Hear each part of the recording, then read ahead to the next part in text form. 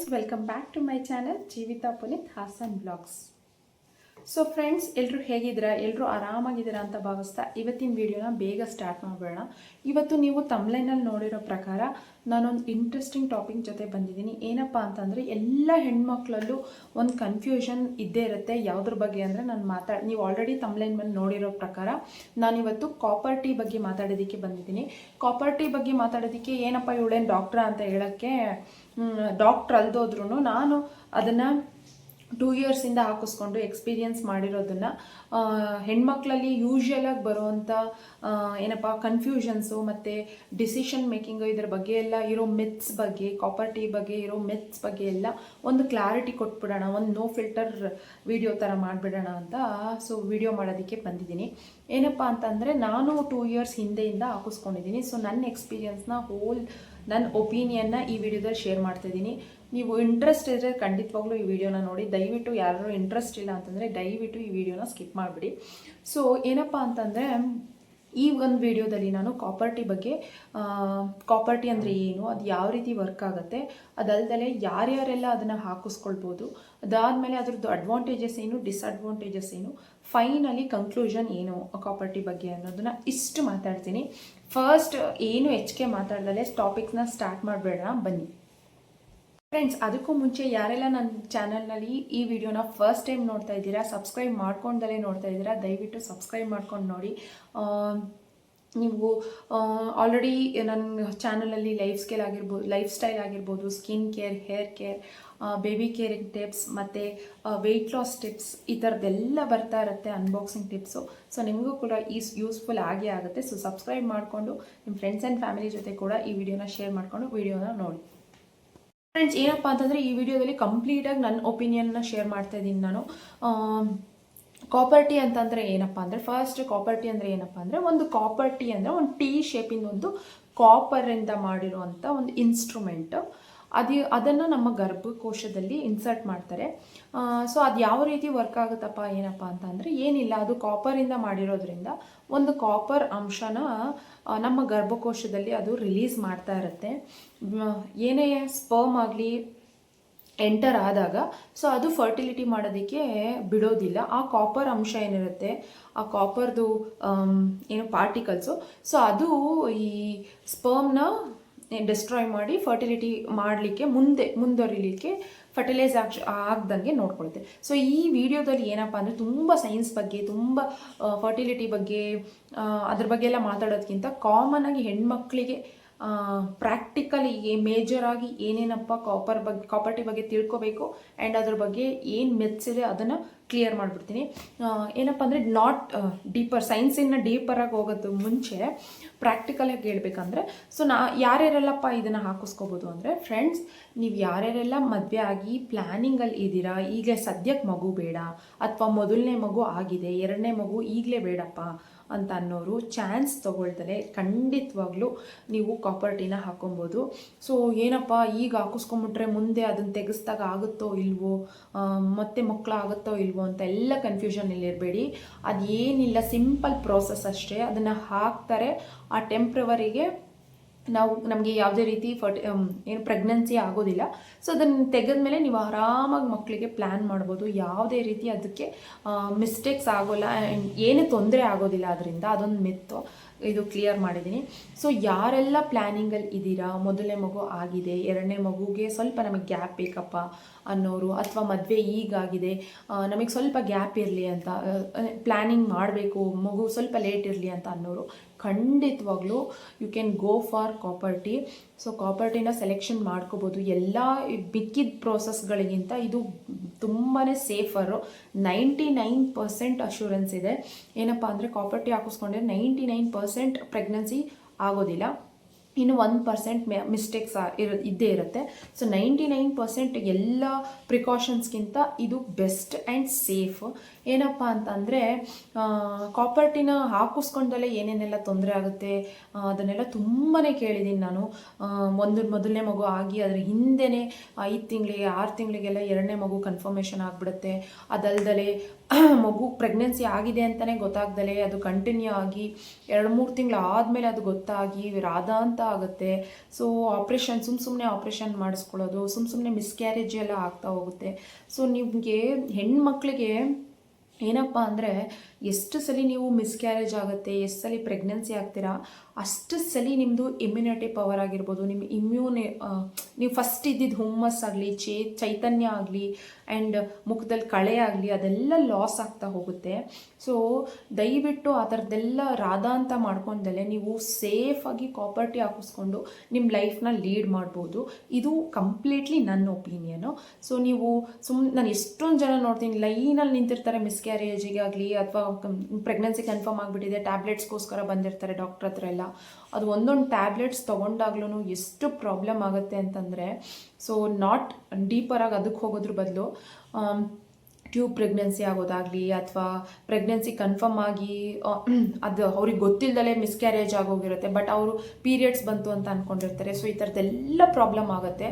So please go for copper tea. ನಾನು ಹೇಳೋದೇನಪ್ಪ ಅಂತಂದರೆ government ಅಷ್ಟೇ ಸಜೆಸ್ಟ್ ಮಾಡೋದು ಕಾಪರ್ ಟೀನ ಯೂಸ್ ಮಾಡಿ. ಮಕ್ಕಳನ್ನ ಒಂದು ಮಗುಗೆ ನೀವು ಅದು ಪ್ರೆಗ್ನೆನ್ಸಿ ಕನ್ಫರ್ಮ್ ಆದಮೇಲೆ ಅದನ್ನು ತೆಗ್ಸೋದು ದಯವಿಟ್ಟು ಆ ಕರ್ಮದ ಕೆಲಸ ಎಲ್ಲ ಮಾಡಬೇಡಿ.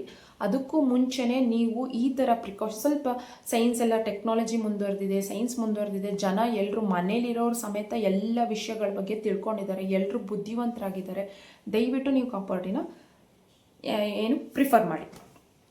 ಯಾರ್ಯಾರೆಲ್ಲ ಹಾಕಿಸ್ಕೋಬೋದು ಅಂತ ಹೇಳಿದೆ. ಈಗ ಡೈರೆಕ್ಟಾಗಿ ಅದು ಎಷ್ಟು ವರ್ಷದ್ದಿರುತ್ತೆ ಏನು ಎತ್ತ ಅಂತ ಹೇಳ್ಬಿಡ್ತೀನಿ ಕಾಪರ್ ಟೀ ಬಗ್ಗೆ. ಸೊ ಕಾಪರ್ ಟೀದು 3 ವರ್ಷದ್ದು ಹಾಕ್ತಾರೆ, 5 ವರ್ಷದ್ದು ಹಾಕ್ತಾರೆ ಅಥವಾ 10 ವರ್ಷದ್ದು ಹಾಕ್ತಾರೆ. ಸೊ ನೀವು ಡಿಪೆಂಡ್ಸ್ ನಿಮ್ಗೆ ಎಷ್ಟು ವರ್ಷದ್ದು ಬೇಕು, ನೀವು ಏನೇನೆಲ್ಲ ನೀವು ಡಾಕ್ಟರ್ ಜೊತೆ ಕಮ್ಯುನಿಕೇಟ್ ಮಾಡಿಕೊಂಡು ನಿಮ್ಮ ಗೈನಕಾಲಜಿಸ್ಟ್ ಜೊತೆ ನೀವು ಅದ್ರ ಬಗ್ಗೆ ಡಿಸಿಷನ್ ತೊಗೋಬೋದು.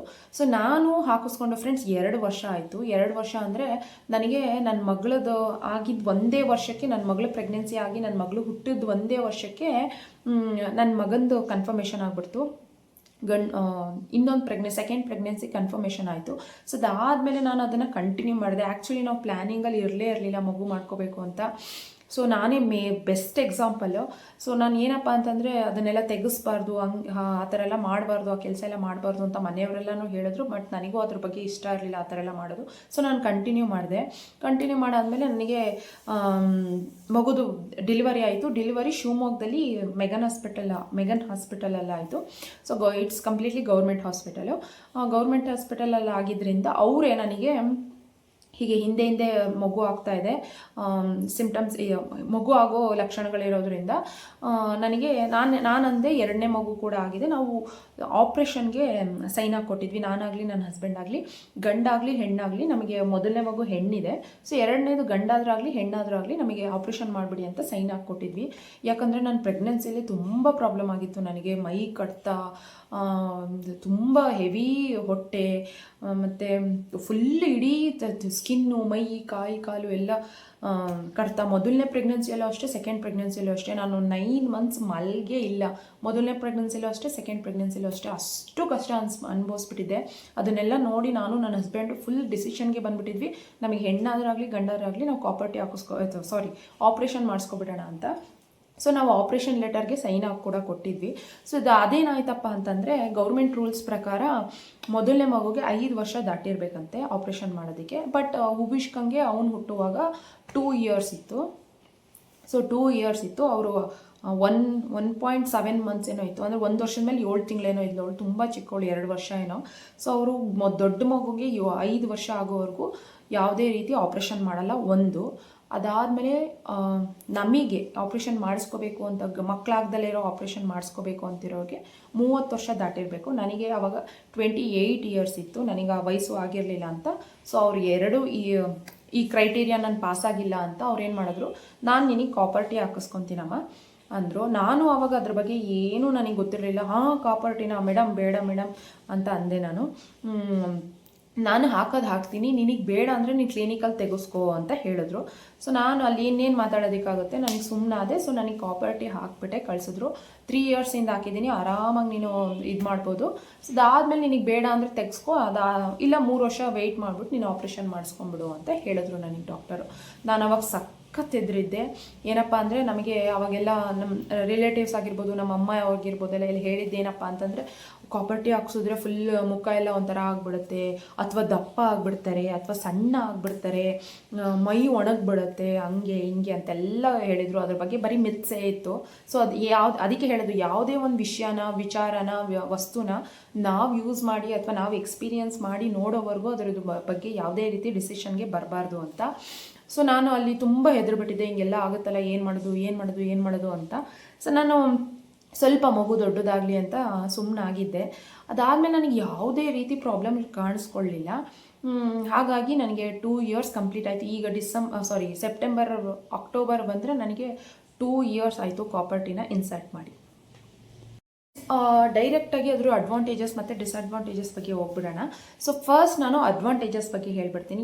ಯಾಕಂದರೆ ಯಾವತ್ತೂ ಪಾಸಿಟಿವ್ ಆಗಿ ಯೋಚನೆ ಮಾಡಬೇಕು. ಸೊ ನಾವು ಹೇಗೆ ಅದನ್ನು ತಗೋತೀವಿ ಪಾಸಿಟಿವ್ ಆಗಿ, ಅದೇ ರೀತಿ ರಿಸಲ್ಟ್ಸು ನಮಗೆ ರಿಫ್ಲೆಕ್ಟ್ ಆಗ್ತಾ ಇರುತ್ತೆ. It completely depend on you. ನೀನು ಅದರಿಂದ ತೊಂದರೆ ಆಗ್ತಿದ್ಯಪ್ಪ, ಅದರಿಂದ ಆಗುತ್ತಪ್ಪ, ತೊಂದರೆ ಆಗುತ್ತಾ, ಹಿಂಗಾಗುತ್ತೆ ಅಂದರೆ ಅದು ಹಾಗೇ ಆಗುತ್ತೆ. ಸೊ ನೀನು ಅದರಿಂದ ಇಲ್ಲ ಕರೆಕ್ಟಾಗಿದೆ, ನನ್ನ ಬಾಡಿಗೆ ಅದು ಸೆಟ್ ಆಗ್ತಿದೆ, ಆ ಥರ ಪಾಸಿಟಿವ್ ಆಗಿ ತೊಗೋತಾ ಇದ್ದರೆ ಪಾಸಿಟಿವ್ ಆಗಿರುತ್ತೆ. ಸೊ ನನಗೇನಪ್ಪ ಅಡ್ವಾಂಟೇಜಸ್ ಅಂತಂದರೆ ಕಂಪ್ಲೀಟಾಗಿ 99% ಅದು ವರ್ಕ್ ಆಗ್ತಿದೆ ನನಗೆ. ಯಾವುದೇ ರೀತಿ ನನಗೆ ಸಣ್ಣ ಆಗಲಿ ದಪ್ಪ ಆಗಲಿ ಏನೂ ಇಲ್ಲ. It completely depend on my food routine. So ನಾನು ಎಷ್ಟು ಫ್ಲೆಕ್ಸಿಬಲ್ ಆಗಿದೆ ಬಾಡಿ ಅಂತಂದರೆ, ಡಯಟ್ ಮಾಡಿದ್ರೆ ನೀಟಾಗಿ ಸಣ್ಣ ಆಗ್ತೀನಿ, ಅಥವಾ ನಾನು ಈಗ ಒಂದು 3-4 ತಿಂಗಳ ಹಿಂದೆ ಎಲ್ಲ ಆರಾಮಾಗಿ ತಿನ್ಕೊಂಡು ಉಣ್ಕೊಂಡು ಬೆಚ್ಚಗೆ ಓಡಾಡ್ಕೊಂಡಿದ್ದೆ. ಆವಾಗ ಸ್ವಲ್ಪ ಟುಮುಕಾಗಿದ್ದೆ. ಸೊ ಈಗ ಡಯಟ್ ಮಾಡ್ತಾಯಿದ್ದೀನಿ, ಆರಾಮಾಗಿ ಫ್ಲೆಕ್ಸಿಬಲ್ ಇದೆ ಬಾಡಿ, ಸಣ್ಣ ಆಗ್ತಿದ್ದೀನಿ. ಸಣ್ಣ ಆಗಿಬಿಡ್ತಾರೆ, ದಪ್ಪ ಆಗಿಬಿಡ್ತಾರೆ, ಅವೆಲ್ಲ ಏನೂ ಇಲ್ಲ, ಪ್ರಾಬ್ಲಮೇ ಇಲ್ಲ. ಸೊ ಅದಾದಮೇಲೆ ಟೇಲ್ ಹೊರಗೆ ಬಂದ್ಬಿಡುತ್ತೆ, ಅದು ಎಳ್ಕೊಂಬಿಡ್ತಾರೆ, ಹಿಂಗೆ ವಾಶ್ ಮಾಡುವಾಗಲೆಲ್ಲ ಎಳ್ಕೊಂಬಿಡ್ತಾರೆ ಅಂತ. ಸೊ ಏನು ಪ್ರಾಬ್ಲಮ್ ಆಗೋದಿಲ್ಲ. ಏನಪ್ಪ ಅಂದರೆ ಒಬ್ಬೊಬ್ರದ್ದು ಸರ್ವಿಕಲ್ ಲೆಂತ್ ಒಂದೊಂದು ಥರ ಇರುತ್ತೆ, ಉದ್ದ ಇರುತ್ತೆ. ಸೊ ಹಾಗಾಗಿ ಅವರು ಸ್ವಲ್ಪ ಅದರದ್ದು ಟೀ ಶೇಪಿಂದು ಟೇಲ್ ಇರುತ್ತೆ. ಟೇಲ್ ಅಂದರೆ ಒಂದು ದಾರದ ಥರ ಹೊರಗಡೆ ಬಿಟ್ಟಿರ್ತಾರೆ. ಅದರಿಂದನೇ ಅವರು ಇನ್ಸರ್ಟ್ ಮಾಡೋಕ್ಕಾಗಲಿ, ತೆಗಿಯೋಕ್ಕಾಗಲಿ, ಹಾಕೋಕ್ಕಾಗಲಿ, ಅದು ಅವರಿಗೆ ಡಾಕ್ಟ್ರಿಗೆ ಒಂದು ಇದು ಬೇಕಲ್ವಾ, ಒಂದು ಏನಂತಾರೆ, ಒಂದು ದಾರಿ ಬೇಕಲ್ವ. ಹಾಗಾಗಿ ದಾರ ಬಿಟ್ಟಿರ್ತಾರೆ 2 ಸೈಡಿಂದು, 2 ಟ್ಯೂಬಿಂದೂ ಒಂದೊಂದು ದಾರ ಬಂದು 2 ದಾರ ಬಂದಿರುತ್ತೆ. ಸೊ ಅದು ನೀಟಾಗಿ ನಿಮಗೆ ವಾಶ್ ಮಾಡ್ಕೊಳ್ಳುವಾಗಲ ತೀರಾ ನೀವು ಚೆಕ್ ಮಾಡ್ಕೋಬೇಕು ಆರಾಮಾಗಿ ಅದ್ರ ಪ್ಲೇಸಲ್ಲಿ ಇದೆಯಾ ಅಂತಂದರೆ ನಿಮಗೆ ಕೈಗೆ ಸಿಗುತ್ತೆ, ಅದು ಫೀಲ್ ಆಗುತ್ತೆ. ಸೊ ಅದನ್ನು ನೀವು ಚೆಕ್ ಮಾಡ್ಕೋಬೋದು ಕರೆಕ್ಟಾಗಿ ಇದೆಯಾ ಇಲ್ವಾ ಅಂತ. ಏನಪ್ಪ ಅಂದರೆ ದಾರ ಹೊರಗೆ ಬಂದುಬಿಟ್ಟಿದೆ, ಹಂಗಾಗುತ್ತೆ ಹಿಂಗಾಗುತ್ತೆ, ಪ್ರಾಬ್ಲಮ್ ಆಗುತ್ತೆ, ಅದಾಗುತ್ತೆ ಇದಾಗುತ್ತೆ, ಏನೂ ಪ್ರಾಬ್ಲಮ್ ಆಗೋದು. ಒಬ್ಬೊಬ್ಬರು ಸರ್ವಿಕಲ್ ಲೆಂತ್ ಒಂದೊಂದಿರೋದ್ರಿಂದ ಅವರು ಸ್ವಲ್ಪ ಉದ್ದನೇ ಬಿಟ್ಟಿರ್ತಾರೆ ಡ್ಯಾಗ್ನ, ಸ್ವಲ್ಪ ಹಿಂದೆ ಏನಾದರೂ ಹೋಗಿಬಿಟ್ರೆ ಸಿಗೋದಿಲ್ಲ ಅಂತ. ಸೊ ಅದು ಆರಾಮಾಗಿ ಹೊರಗೆ ಬಂದರೆ ನೀಟಾಗಿ ನೀವೇನಾದ್ರು ಮತ್ತೆ ನಿಮ್ಗೆ ತೀರಾ ಹೊರಗೆ ಬಂದಿದೆ ಅಂದರೆ ನೀವು ಡಾಕ್ಟರ್ ಹತ್ರ ಹೋಗ್ಬಿಟ್ಟು ಆ ಟೇಲ್ನ ಅವರು ಕಟ್ ಮಾಡಿಕೊಡ್ತಾರೆ. ಸೊ ನನಗೂ ಒಂದ್ಸಲಿ ಏನೋ ಟೇಲ್ ಹೊರಗಡೆ ಬಂದಿತ್ತು. ಯಾವಾಗ ಬರುತ್ತಪ್ಪ ಅಂತಂದರೆ ನಿಮ್ಮ ಪೀರಿಯಡ್ಸ್ ಟೈಮಲ್ಲಿ ನಿಮ್ಮ ಗರ್ಭಕಂಠ ಏನಿರುತ್ತೆ ಅದು ಸ್ವಲ್ಪ ಓಪನ್ ಇರುತ್ತೆ ಮತ್ತು ಕೆಳಗೆ ಬಂದಿರುತ್ತೆ. ನೀವು ಪೀರಿಯಡ್ಸ್ ಟೈಮಲ್ಲಿ ಅದಕ್ಕೆ ತುಂಬ ಭಾರನೆಲ್ಲ ಎತ್ತಬಾರ್ದು, ರಫ್ ಯೂಸ್ ಮಾಡಬಾರ್ದು. ಗರ್ಭಕೋಶ ತುಂಬ ಸೆನ್ಸಿಟಿವ್ ಆಗಿರುತ್ತೆ ಮತ್ತು ಸ್ವಲ್ಪ ಕೆಳಮುಖವಾಗಿ ಬಂದಿರುತ್ತೆ. ಹಾಗಾಗಿ ಅದನ್ನು ರಫ್ ಯೂಸ್ ಮಾಡಬಾರ್ದು ಅಂತ ಹೇಳೋದು. ಆ ಟೈಮಲ್ಲಿ ಸ್ವಲ್ಪ ಟ್ಯಾಗ್ ಹೊರಗಡೆ ಬಂದಂಗೆ ಅನಿಸುತ್ತೆ. ಸೊ ಅದಾದಮೇಲೆ ಮತ್ತೆ ಪೀರಿಯಡ್ಸ್ ಮುಗೀತು ಅಂದರೆ ನೀಟಾಗಿ ರಿವರ್ಸ್ ಆಗಿ ಗರ್ಭಕೋಶ ಮೇಲೆ ಹೋದಂಗೆ ಅದು ಕೂಡ ಹಿಂದೆ ಹೋಗುತ್ತೆ, ಏನು ಸಮಸ್ಯೆನೂ ಇಲ್ಲ. ಅಕಸ್ಮಾತ್ ಟೇಲ್ ಏನಾದರೂ ಹೊರಗೆ ಬಂದಿದೆ, ಈಗ ಆಲ್ರೆಡಿ ಯಾರಾದರೂ ಹಾಕಿಸ್ಕೊಂಡಿರೋರು ಕಾಪರ್ ಟೀದು ಟೇಲ್ ಅಂದರೆ ಬಾಲ ಹೊರಗಡೆ ಬಂದಿದೆ ಅಂತಂದರೆ ಏನು ಹೆದರ್ಕೋಬೇಡಿ. ನೀವು ಡೈರೆಕ್ಟ್ ನಿಮ್ಮ ಡಾಕ್ಟ್ರ್ ಹತ್ರ ಹೋಗಿ ಅವರು ಅದರದ್ದು ಲೆಂತ್ನ ಕಟ್ ಮಾಡಿಕೊಡ್ತಾರೆ, ಅಥವಾ ಅದನ್ನು ನೀವೇ ರಿವರ್ಸ್ ಆಗಿ ಆ ದಾರನ ಹಿಂದಕ್ಕೆ ಹಾಕೊಬೋದು. ಸೊ ಏನು ಸಮಸ್ಯೆನೂ ಆಗೋದಿಲ್ಲ. ಅಂದರೆ ಗಿಳಿಯೋದು ಅದನ್ನೆಲ್ಲ ಮಾಡಬೇಡಿ. ಚುಚ್ಚಿದಂಗೆ ಆಗುತ್ತಾ, ಹಾಗಾಗುತ್ತಾ, ಹೀಗಾಗುತ್ತಾ, ಫೀಲ್ ಆಗುತ್ತಾ ಅಂತಂದರೆ ಅದು ಏನೂ ಫೀಲ್ ಆಗೋಲ್ಲ. ಒಂದು ಕೂದಲು ತಲೆಯಲ್ಲಿರೋ ಥರನೂ ಫೀಲ್ ಆಗೋದಿಲ್ಲ. ಅದು ಆರಾಮಾಗಿ ಅದ್ರ ಪಾಡಿಗೆ ಅದಿರುತ್ತೆ. ಅಂದರೆ ಏನು ನಿಮಗೆ ಮುಳ್ಚುಚ್ಚೋ ಥರ ಏನು ಇನ್ಸರ್ಟ್ ಮಾಡಿರೋದಿಲ್ಲ. ನಿಮಗೆ ಸ್ಕಿನ್ನಿಗೆ ಎಷ್ಟು ಕಂಫರ್ಟಬಲ್ ಆಗಿರುತ್ತೆ, ಸ್ಕಿನ್ ಫೇವರ್ ಆಗಿಯೇ ಅವ್ರು ಇನ್ಸರ್ಟ್ ಮಾಡಿರ್ತಾರೆ, ಹಾಕಿರ್ತಾರೆ. ಸೊ ಡಿಪೆಂಡ್ಸ್ ಆನ್ ಯಾವ ಕ್ವಾಲಿಟಿ ಮೇಲೆ ಹಾಕಿದ್ದಾರೆ ಅನ್ನೋದು. ನೀವು ಒಳ್ಳೆ ಕಡೆ ಹಾಕಿಸ್ಕೊಂಡು ಒಳ್ಳೆ ಕ್ವಾಲಿಟಿದು ಹಾಕಿಸ್ಕೊಂಡ್ರೆ ಆರಾಮಾಗಿ ನೀವು 3-4 ವರ್ಷ 5 ವರ್ಷ ನೀವು ಎಷ್ಟು ವರ್ಷ ಪ್ಲ್ಯಾನ್ ಮಾಡ್ತೀರಾ ಅಷ್ಟು ವರ್ಷ ಆರಾಮಾಗಿರ್ಬೋದು. ಸೊ ಅದಾದಮೇಲೆ ಅಡ್ವಾಂಟೇಜಸ್ ಇನ್ನೇನಪ್ಪ ಅಂತಂದರೆ ಹೀಟ್ ಆಗುತ್ತಾ ಅಂತಂತಾರೆ. ಕಂಪ್ಲೀಟ್ಲಿ ಏನೂ ಆಗೋದಿಲ್ಲ, ಯಾವ ಹೀಟು ಆಗೋಲ್ಲ. ಸ್ವಲ್ಪ ಹೀಟ್ ಸೆನ್ಸೇಷನ್ ನಿಮ್ಮ ಫುಡ್ ಅನ್ನಿಸ್ತಿದೆ ಅಂದರೆ ನೀವು ಫುಡ್ಡಲ್ಲಿ ನೀಟಾಗಿ ಅದನ್ನು ಕಂಟ್ರೋಲ್ ಮಾಡಿಬಿಡ್ಬೋದು. ಏನಪ್ಪ ಅಂತಂದರೆ ಈ ಸಬ್ಜಾ ಸೀಡ್ಸ್ ಇರ್ಬೋದು, ಅಥವಾ ನೆತ್ತಿಗೆ ಕೈ ಎಣ್ಣೆ ತಟ್ಕೊಳ್ಳೋದಿರ್ಬೋದು, ನಿಮ್ಮ ಬಾಡಿನ ಸ್ವಲ್ಪ ನೀವು ಕೂಲ್ ಆಗೋವಂಥ ಐಟಮ್ಸ್ಗಳನ್ನ ಮೆಂತೆ ನೀರನ್ನ ನೆನೆ ಇಟ್ಬಿಟ್ಟು ರಾತ್ರಿ ಮೆಂತೆನ ನೆನೆ ಇಟ್ಬಿಟ್ಟು ಸೊ ಬೆಳಗ್ಗೆ ಆ ನೀರನ್ನೆಲ್ಲ ಕುಡಿಯುವಂಥದ್ದು. ಸೊ ಈ ಥರದ್ದೆಲ್ಲ ನೀವು ಮಾಡಿಕೊಂಡು ಅದನ್ನು ನೀಟಾಗಿ ಮೇಂಟೈನ್ ಮಾಡ್ಬೋದು. ಹೀಟ್ ಆಗುತ್ತೆ, ಹಂಗಾಗುತ್ತೆ, ಹಿಂಗಾಗುತ್ತೆ, ಕಪ್ಪಾಗ್ಬಿಡ್ತಾರೆ ಅಂತೆಲ್ಲ ಅಂತಾರೆ. ಸೊ ಅದೆಲ್ಲ ಮಿತ್ಸು, ನಂಬೇಡಿ, ಆರಾಮಾಗಿ ಯೂಸ್ ಮಾಡ್ಬೋದು. ಸೊ ಅಂದರೆ ನೀವೇನಪ್ಪ ಅಂದರೆ ಫುಡ್ಡಲ್ಲಿ ಸ್ವಲ್ಪ ತಂಪಾಗಿರೋ ಎಳ್ನೀರು ಕುಡಿಯೋವಂಥದ್ದು, ಹೈಡ್ರೇಟ್ ಆಗಿರೋ ಅಂಥದ್ದು ಈ ಥರದನ್ನ ಮಾಡ್ಬೋದು. ಫ್ರೆಂಡ್ಸ್, ಇನ್ನೊಂದೇನಪ್ಪ ಮಿತ್ ಅಂದರೆ ನಾನು ಯಾರ ಬಾಯಲ್ಲೋ ಕೇಳಿದ್ದು, ಸೊ ಅದು ಮೇಲ್ ಹೋಗ್ಬಿಡುತ್ತೆ, ಗರ್ಭಕೋಶ ಕಿತ್ಕೊಂಡು ಮೇಲ್ ಬಂದ್ಬಿಡುತ್ತೆ ಕಾಪರ್ ಟೀ ಅಂತ ಅಂದಿದ್ದು. ಸೊ ಆ ಥರ ಏನೂ ಮಿಸ್ಟೇಕ್ ಆಗೋದಿಲ್ಲ. ಏನಪ್ಪ ಅಂದರೆ ಅದು ಪ್ಲೇಸಲ್ಲಿ ಇದೆಯಾ ಇಲ್ವಾ ಅಂತೆಲ್ಲ ಚೆಕ್ ಮಾಡೋದಕ್ಕೆ ನೀವು ಡಾಕ್ಟ್ರ್ ಹತ್ರ ಹೋದಾಗ ಅವರು ಅಕಸ್ಮಾತ್ ಅದನ್ನು ಈ ಅಲ್ಟ್ರಾಸೌಂಡ್ ಮಾಡ್ತಾರಲ್ವ, ಅಲ್ಲಿ ಟಿ ವಿಲಿ ನೋಡ್ದಲೇ ಅದನ್ನು ಹಾಗೆ ಏನಾದ್ರು ಒಂಚೂರು ಆ ಥರ ಎಲ್ಲ ಡಾಕ್ಟರ್ ಮಾಡಲ್ಲ. ತುಂಬ ರೇರ್ ಕೇಸಲ್ಲಿ, ಎಲ್ಲೋ 1% ಅಷ್ಟು ಕೇಸಲ್ಲಿ ಅವರು ನೋಡ್ದಲೇ ಅಕಸ್ಮಾತ್ ಟಿ ವಿಲಿ ಏನಾದ್ರು ನೋಡ್ದಲೇ ಹಿಂದಕ್ಕೆ ಏನಾದ್ರು ತಳ್ಳೋದಕ್ಕೆ ಹೋದರೆ ಸೊ ಅದು ಸ್ವಲ್ಪ ಗರ್ಭಕೋಶಕ್ಕೆ ಸ್ಕ್ರ್ಯಾಚ್ ಆಗುತ್ತೆ ಅಷ್ಟೇ. ಅದು ಬಿಟ್ಟರೆ ಏನು ಕಿತ್ಕೊಂಡು ಹೋಗೋವಂಥದ್ದು ಏನಿರಲ್ಲ. ಗರ್ಭಕೋಶಕ್ಕೆ ಅದರೇ ಆದ ಪದ್ರಗಳಿಂದ ಕವರ್ ಆಗಿರುತ್ತೆ. ಅದನ್ನ ಬಿಟ್ಟು ಏನು ಮೇಲೆ ಹೋಗೋದಿಲ್ಲ. ಅದು ಒಂದು ಮಿತ್ತು. ಸೊ ಡಿಸಡ್ವಾಂಟೇಜಸ್ ಮಾತಾಡಬೇಕು ಅಂತಂದರೆ ಡಿಸಡ್ವಾಂಟೇಜಸ್ ಏನಿಲ್ಲ ಫ್ರೆಂಡ್ಸ್. ಏನಂದರೆ ಪೀರಿಯಡ್ಸ್ ಸ್ವಲ್ಪ ನನಗೆ 5 ಡೇಸ್ ಆಗ್ತಿತ್ತು ಅಂದರೆ ಒಂದು 6-7 ಡೇಸ್ ಆಗುತ್ತೆ ಅಷ್ಟೇ. ಅದಲ್ದಲೇ ಫಸ್ಟ್ ಡೇ ಫ್ಲೋ ಅದು ಅಷ್ಟೇ. ಬ್ಲೀಡಿಂಗ್ ಏನಪ್ಪ ಅಂದರೆ ಕಂಟಿನ್ಯೂಸ್ ಆಗಿರಲ್ಲ. ಫಸ್ಟ್ ಡೇ ಸೆಕೆಂಡ್ ಡೇ ಇರೋದೇ ಇಲ್ಲ. 3rd ಡೇಯಿಂದ ಸ್ಟಾರ್ಟ್ ಆಗುತ್ತೆ, 4th ಡೇ 5th ಡೇ ಎಲ್ಲ ಆಗುತ್ತೆ. ಅದಾದಮೇಲೆ 6th ಡೇಯಿಂದ ಕ್ರಮೇಣವಾಗಿ ಕಮ್ಮಿ ಆಗ್ತಾ ಹೋಗುತ್ತೆ. ಸೊ ಯಾವುದೋ ಒಂದು 3 ದಿನದಲ್ಲಿ ನಿಮ್ಮ ಪೀರಿಯಡ್ಸ್ ಹೆವಿ ಇರುತ್ತೆ. ಸ್ವಲ್ಪ ಹೆವಿ ಬ್ಲೀಡಿಂಗ್ ಇದೆಯಾ ಅಂದರೆ ಹೌದು, ಸ್ವಲ್ಪ ಹೆವಿ ಬ್ಲೀಡಿಂಗ್ ಇರುತ್ತೆ. ಅದರಿಂದ ನೀವು ಆ ಥರದ್ದೆಲ್ಲ ಇಷ್ಟೊಂದೆಲ್ಲ ಒಳ್ಳೆ ಕ್ವಾಲಿಟೀಸ್ ಅದರಲ್ಲಿದೆ ಅಂದರೆ ಈ ಥರದನ್ನು ಏನು ಡಿಸಡ್ವಾಂಟೇಜ್ ಏನಿದೆ ಅದನ್ನು ನೀವು ಕವರಪ್ ಮಾಡ್ಕೋಬೇಕಾಗುತ್ತೆ. ಸೊ ಆವಾಗ ಸ್ವಲ್ಪ ಹೈಜೀನ್ ಆಗಿರೋವಂಥದ್ದು, ಟೈಮ್ ಟು ಟೈಮ್ ನಿಮ್ಮ ಪೀರಿಯಡ್ಸ್ ಕಪ್ಸ್ ಆಗಲಿ ಪ್ಯಾಡ್ಸ್ ಆಗಲಿ ಚೇಂಜ್ ಮಾಡ್ಕೋತಾ ಇರಬೇಕು. ಸೊ ಆರಾಮಾಗಿ ಅದನ್ನು ಮೇಂಟೈನ್ ಮಾಡಬಹುದು. ಸ್ವಲ್ಪ ಬ್ಲೀಡಿಂಗ್ ಜಾಸ್ತಿ ಆಗುತ್ತೆ ಅಷ್ಟು ಬಿಟ್ಟರೆ ಇನ್ನು ಯಾವ ಡಿಸಡ್ವಾಂಟೇಜಸ್ಸು ಇದರಿಂದ ನನಗಾಗಿಲ್ಲ. ಹಂಗಾಗಲ್ಲ, ಊಟ ಸೇರಲ್ಲ ಅಂತೆಲ್ಲ ಅಂತಾರೆ, ಎಲ್ಲ ಸುಳ್ಳು. ಆರಾಮಾಗಿದ್ದೀವಿ ಫ್ರೆಂಡ್ಸ್. ಸೊ ಆರಾಮಾಗಿದ್ದೀನಿ, ಏನು ಇದರಿಂದ ಡಿಸಡ್ವಾಂಟೇಜಸ್ ಇಲ್ಲ. ಈಗಲೂ ನೀವು ಯಾರಾದರೂ ಕನ್ಫ್ಯೂಷನಲ್ಲಿದ್ದರೆ ಕಾಪರ್ ಟೀನ ಹಾಕಿಸ್ಕೋಬೋದಾ ಇಲ್ವಾ, ಅಥವಾ ಅದರಿಂದ ಪ್ರಾಬ್ಲಮ್ ಆಗುತ್ತಾ ಅಂತ ಕಂಪ್ಲೀಟಾಗಿ ನೀವು ನಿಮ್ಮ ಕನ್ಫ್ಯೂಷನ್ಸ್ನ ಹೊರಗಡೆ ತೆಗೆದುಬಿಟ್ಟು ಆರಾಮಾಗಿ ಹಾಕಿಸ್ಕೊಳ್ಳಿ.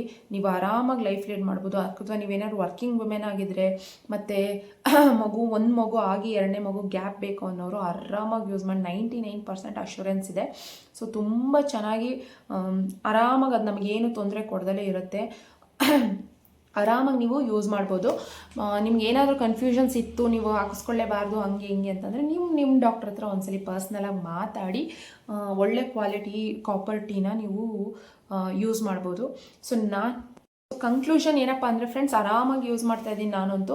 ಅದರಿಂದ ಯಾವುದೇ ರೀತಿ ತೊಂದರೆ ಇಲ್ಲ. ನಿಮ್ಮ ಅಕ್ಕ ಅಜ್ಜಿ ಆಂಟಿ ಅವ್ರು ಯಾರ್ಯಾರೋ ಏನೇನೋ ಹೇಳಿದ್ದನ್ನೆಲ್ಲ ಕೇಳಬೇಡಿ. ಸೊ ನನ್ನ ಎಕ್ಸ್ಪೀರಿಯನ್ಸ್ ಪ್ರಕಾರ ಹೇಳಿದ್ದೀನಿ, ಕಂಪ್ಲೀಟಾಗಿ ನನ್ನ ಒಪಿನಿಯನ್ ಇದು. ಸೊ ನಿಮ್ಗೆ ಇನ್ನೇನಾದರೂ ನಾನು ಯಾವುದಾದ್ರೂ ಪಾಯಿಂಟ್ಸ್ ಬಿಟ್ಟಿದ್ದರೆ ನಿಮಗೆ ಕಮೆಂಟ್ ಸೆಕ್ಷನಲ್ಲಿ ಫ್ರೀ ಇದೆ, ನೀವು ಕಮೆಂಟ್ ಮಾಡಿ. ಸೊ ನಿಮ್ಮ ಕನ್ಫ್ಯೂಷನ್ಸ್ನ ನಾನು ಕ್ಲಾರಿಟಿ ಕೊಡ್ತೀನಿ. ಸೊ ಇದಾಗಿತ್ತು ಇವತ್ತಿನ ನನ್ನ ಕಾಪರ್ ಟೀ ಬಗ್ಗೆಯ ಎಕ್ಸ್ಪ್ಲನೇಷನ್ ಆಗಿರ್ಬೋದು ಅಥವಾ ಎಕ್ಸ್ಪೀರಿಯನ್ಸ್ ಆಗಿರ್ಬೋದು. ಸೊ ನಿಮಗೂ ಕೂಡ ಈ ವಿಡಿಯೋ ಇಷ್ಟ ಆಗಿದರೆ ಲೈಕ್ ಮಾಡಿ, ಶೇರ್ ಮಾಡಿ, ಕಮೆಂಟ್ ಮಾಡಿ. ಇನ್ನೂ ಯಾರೆಲ್ಲ ನನ್ನ ಚಾನಲ್ಗೆ ಸಬ್ಸ್ಕ್ರೈಬ್ ಮಾಡ್ಕೊಂಡಿಲ್ಲ, ಸಬ್ಸ್ಕ್ರೈಬ್ ಮಾಡ್ಕೊಂಡು ವೀಡಿಯೋಸ್ನ ನೋಡಿ. ನಿಮ್ಮ ಫ್ರೆಂಡ್ಸ್ ಆ್ಯಂಡ್ ಫ್ಯಾಮಿಲಿಲಿ ಯಾರಾದರೂ ಕಾಪರ್ ಟೀ ಬಗ್ಗೆ ಪ್ಲ್ಯಾನಿಂಗ್ ಮಾಡ್ತಾಯಿದ್ರೆ ಅಥವಾ ಅವ್ರು ಈ ಥರದ್ದೆಲ್ಲ ಮಿತ್ಸ್ ಅದ್ರ ಬಗ್ಗೆ ಮಾತಾಡಿ ನಿಮಗೆ ಇದ್ದರೆ ಈ ವಿಡಿಯೋನ ಶೇರ್ ಮಾಡಿ, ಅವರಿಗೂ ಕೂಡ ಹೆಲ್ಪ್ ಆಗುತ್ತೆ. ಸೊ ಯಾರಾದರೂ ಜೆಂಟ್ಸ್ ಈ ವಿಡಿಯೋನ ನೋಡ್ತಾ ಇದ್ದರೆ ಖಂಡಿತವಾಗ್ಲೂ ನಿಮ್ಮ ಮಿಸ್ಸಸ್ಗಾಗಲಿ ಅಥವಾ ನಿಮ್ಮ ರಿಲೇಟಿವ್ಸ್ಗಾಗಲಿ ಈ ವಿಡಿಯೋನ ಶೇರ್ ಮಾಡಿ. So thank you so much for watching my video. Bye. Next ವಿಡಿಯೋದಲ್ಲಿ ಸಿಗ್ತೀನಿ.